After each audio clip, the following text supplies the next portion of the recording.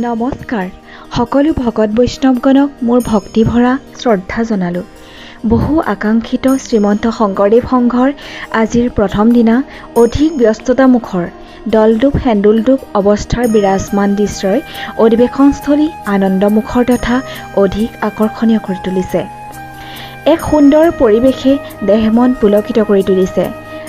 আজি শ্ৰীমন্ত শংকৰদেৱ সংঘৰ বাকৰিত আজি প্ৰথমটো দিন। আজি আপোনালোকক দেখুৱাবলৈ লৈ যাম 10,000 ভক্তগণে একেলগে বহি খাব পৰাকৈ শ্ৰীমন্ত শংকৰদেৱ সংঘৰ চিমেণ্ট চাপৰি চেৰেন পথাৰৰ বাকৰিত যি বিশাল আয়োজন কৰিছে সেয়া আপোনালোকক এই ভিডিঅ'ৰ যোগেদি দেখুৱাবলৈ চেষ্টা কৰিম। আজিৰে পৰা অনুষ্ঠিত হোৱা অধিৱেশন ভাগিলৈ দৰ্শনৰ হেতু হাজাৰ হাজাৰ দৰ্শনাৰ্থীৰ সমাগম ঘটিছে। ভকত বৈষ্ণৱসকলক আদৰিবলৈ পৰমানন্দ এটা সমন্বয় ক্ষেত্ৰ ক্ৰমাৎ সুন্দৰভাৱে সাজু হৈ উঠিল। সেয়েহে এখন দ্বিতীয় বৈকুণ্ঠপুৰীলৈ পৰিণত হৈছে। আজি আপোনালোকক দেখুৱাবলৈ চেষ্টা কৰিম বৃহৎ ভোজনালয়ৰ কিছু দৃশ্যাংশ।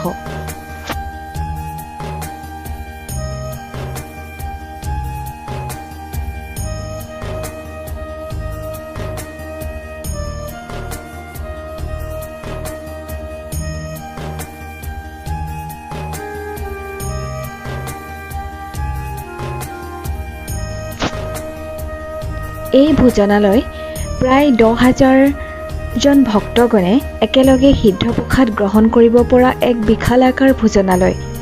শতাধিক চৌকা প্ৰতিনিধি শিবিৰ নিৰ্মাণ কৰি উলিওৱা হৈছে ঠিক ভোজনালয়ৰ সমীপতে। আহকচোন চাওঁ আহক কেনেদৰে ভোজনালয়ৰ ব্যৱস্থা কৰিছে ভকত বৈষ্ণৱসকলক আদৰিবৰ বাবে।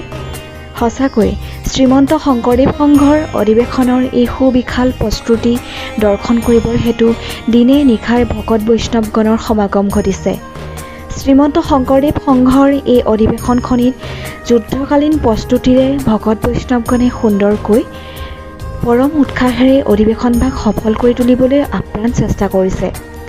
এই অধিৱেশনখনি অগণন ভক্তবৃন্দৰ উপস্থিতিৰে সাফল্যমণ্ডিত হওক আৰু মহাপুৰুষজনাই দি থৈ যোৱা আদৰ্শৰে এই অধিৱেশনভাগ সফল হওক তাৰেই আশা ৰাখিলোঁ।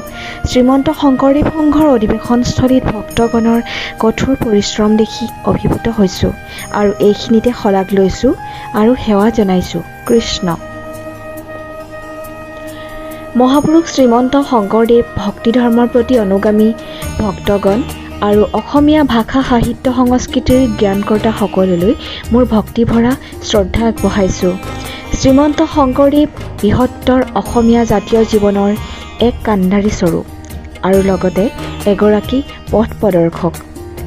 তেখেতৰ গুণৰাজি প্ৰকাশৰ নিমিত্তে উপস্থিত হোৱা অগণন ভক্তগণৰ কেওটি দিনত বিভিন্ন কলাকৃষ্টি জাতীয় সংস্কৃতি নাম কীৰ্তন আদিৰে এই অধিৱেশনভাগি সাফল্যমণ্ডিত কৰি তোলক।